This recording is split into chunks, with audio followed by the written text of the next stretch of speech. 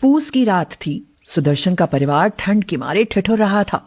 सुदर्शन की पत्नी मिताली कपकपाती हुई बोली, न जाने वो कौन सी मनहूस घड़ी थी जब हमारे घर में आग लगी। कुछ नहीं छोड़ा, सब कुछ छीन लिया। अरे अब क्या जिंदगी भर उसकी रहोगी भाग्यवान। कहते हैं कि जब बुरा वक्त आता है तो लंगोट भी खोल कर ले जाता है। वो सब हमारे साथ भी हुआ। चलो उठो और लकड़ियां जला लो, कहीं ठंड से मीनू और रोहित बीमार ना पड़ जाएं। ये भी कोई समय है लकड़ियां जलाने का? आधी रात बीत गई है। मुझे तो बहुत नींद आ रही है, मगर ठंड के मारे आंख ही बंद नहीं हो रही। कुछ ओढ़ने का इंतजाम करती हूँ। पूरे तो बच्चों को उड़ा दिए, अब और क्या है घर में? खूंटी से सारे कपड़े उतार लेती हूँ, खुद को उन्हीं से ढक लेंगे। और क्या करूँ? मिताली ने पहनने के सारे कपड़े खुद पर और सुदर्शन पर गिरा लिए, लेकिन उनसे सारा शरीर कहाँ ढकने वाला था। कभी सिर ढकता तो कभी पैर। सुदर्शन रिक्शा चलाता था। सवारी मिल जाती थी तो दिन अच्छे से गुजर जाता, अगर नहीं मिलती तो किसी किसी दिन खाने के भी लाले पड़ जाते थे। शाम को सुदर्शन रिक्शा चलाकर घर आया तो बोला, अरे सुनती हो, कहाँ हो? आती हूँ, बोलो क्या हुआ? अरे कुछ नहीं हुआ, मैं आज ये 3-4 बोरे लेकर आया हूँ। इन्हें सुई से सिल लो, ऊपर से अपनी कोई साड़ी चढ़ा देना, बोरे चुभेंगे नहीं। इस बार की सर्दी तो कट ही जाएंगी, बाकी का अगले साल देखेंगे। लगता है उम्र बीत जाएगी, लेकिन एक रजाई नसीब नहीं होगी। लाओ सिल देती हूँ, वरना रात भर ठिठुरना पड़ेगा। ये कहकर मिताली ने जल्दी से सुई धागे निकाले और बोरे सिलने बैठ गई। हाथ की सुई से बोरे सिलने में उसे घंटा भर लग गया। उसके बाद उसने उस पर अपनी पुरानी साड़ी सिलकर चढ़ा दी। ये गरीब की रजाई थी, जो महंगी हो ना हो, लेकिन ठंड में गरीब का सहारा जरूर बनेगी। तभी मिताली को खाना याद आया। उसने अपनी बड़ी बेटी मीनू से पूछा, मीनू, दाल चावल बने या नहीं? बन गए माँ, आपकी रजाई बनी या नहीं? बन गई। अब हम लोगों को ठंड में ठिठुरना नहीं पड़ेगा। सब लोग खाना खाकर लेट गए। मिताली ने पहले भी एक ऐसी ही बोरे की रजाई सिली थी, जिसे उसके 3 बच्चे मीनू, गुड़िया और अतुल ओढ़ते थे।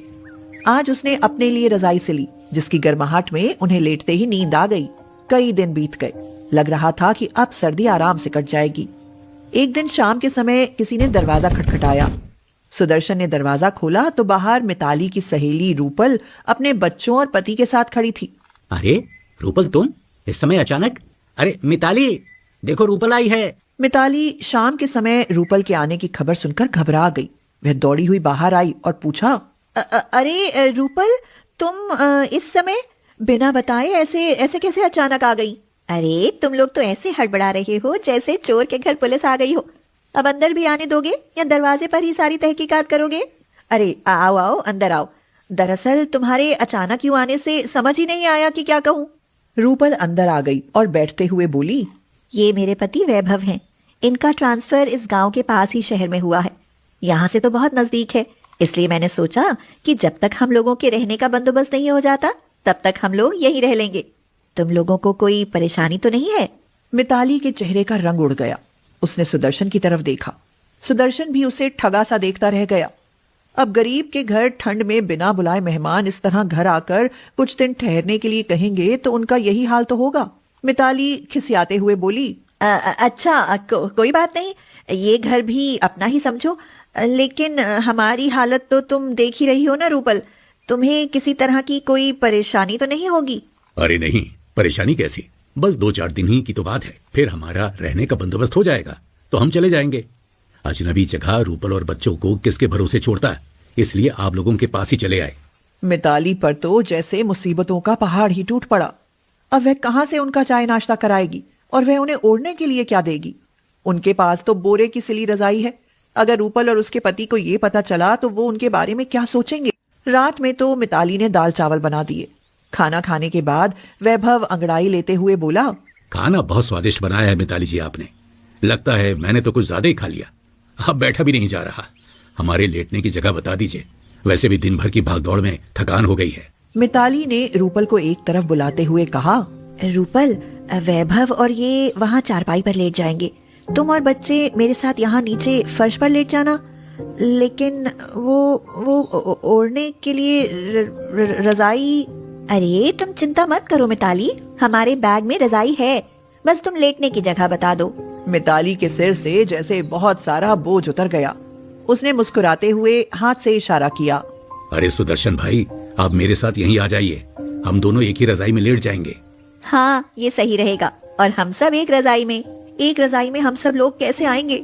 और भला इस पतली सी रजाई में ठंड कैसे रुकेगी? मिताली, ये रजाई कोई मामूली नहीं है। ये जितनी पतली है ना, उतनी ज्यादा गर्म भी। 5,000 की खरीदी थी। ये जयपुरी रजाई है। मिताली ने बोरे की रजाई नीचे बिछा ली और रूपल की रजाई को वो सब ओढ़कर लेट गए। बच्चे तो खुशी से उछलने लगे। माँ, कितनी चमकदार रजाई है। हम भी ऐसी रजाई लाएंगे। हाँ बेटा, हम भी लाएंगे। अभी सो जाओ, सुबह स्कूल जाना है। उस रजाई को ओढ़कर ऐसा लगा जैसे वो सब लोग जन्नत में चले गए हैं। रूपल की वजह से उन्हें ऐसी रजाई ओढ़ने को मिली, वरना उन्हें तो ऐसी रजाई देखने तक को भी नसीब नहीं होती। रात में सोने के बाद सुबह ही आंख खुली। मिताली ने सोचा कि वैभव और रूपाली को नाश्ता भी चाहिए, क्या पता ऑफिस खाना लेकर भी जाते हो। वह बाहर आई और सुदर्शन को बुलाकर बोली, सुनिए जी, मैं तो ये कह रही हूँ कि किसी से 2-4 हजार रुपए ब्याज पर ले लो। मेहमानों का खाना खर्चा भी होगा। सही कहती हो, किसी को हमारे घर की स्थिति क्या पता। मैं देखता हूँ कहीं से उधार मिल जाए। और सुनो, शाम को दाल चावल मत बनाना। अगर पैसे मिल गए तो कुछ सब्जी लेता आऊंगा। बहुत अच्छे लोग हैं। बेचारों ने रात हमें अपनी रजाई में ही सुलाया था। अगर उन्हें हम बोरे की रजाई ओढ़ने को देते तो कितनी बेइज्जती होती। ये सब रूपल और वैभव ने चुपके से सुन लिया। उन्हें ये सब सुनकर बहुत दुख हुआ कि उनकी वजह से उन लोगों को किसी से पैसा उधार लेना पड़ेगा। मैं शाम को आते समय इनके लिए महीने भर का राशन उठा लाऊंगा, ताकि इन्हें हमारी वजह से कोई परेशानी ना हो। सुदर्शन ने बहुत कोशिश की, लेकिन गरीब को कौन पैसे उधार देता है। शाम को वह दुखी होकर घर लौटा, मगर घर में इतना सारा सामान देखकर चौंक गया। मिताली, ये सब वैभव लेकर आए हैं। भाई साहब, हम लोग कुछ दिन यहाँ रहेंगे तो राशन तो चाहिए ना। इसमें चौंकने की कोई बात नहीं। मिताली, तुम्हें ये सब लाने के लिए मना करना चाहिए था। मना किया था, पर रूपल और वैभव नहीं माने। इसी तरह सप्ताह भर गुजर गया। वैभव घर में रोज सब्जी उठा लाता, मानो जैसे उन गरीबों के दिन ही बदल गए हों। लेकिन ये रौनक सिर्फ कुछ दिनों की थी। वैभव ने अपने रहने का इंतजाम अपने ऑफिस के पास ही कर लिया। वो लोग जाने लगे। मिताली, ये लिफाफा बच्चों के लिए और ये तुम्हारे लिए। ये सब क्या है रूपल? इसे मेरा प्यार समझकर रख लेना। भाई साहब, आपके लिए सरप्राइज है। मैंने अपने ऑफिस में ही आपके काम की बात कर ली है। कल से आप समय पर आ जाइएगा। आपका एहसान हम कभी नहीं भूलेंगे वैभव जी। रूपल और वैभव ने उनसे विदा ली। मिताली की आंखों में आंसू थे। तभी मिताली को याद आया कि उनकी रजाई तो यहीं छूट गई। वह दौड़ती हुई चिल्लाई, रूपल, जरा रुको, तुम्हारी रजाई।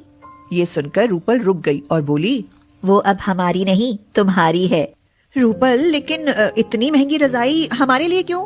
क्योंकि रिश्तों में कीमत नहीं, प्यार देखा जाता है। ये कहकर रूपल चली गई।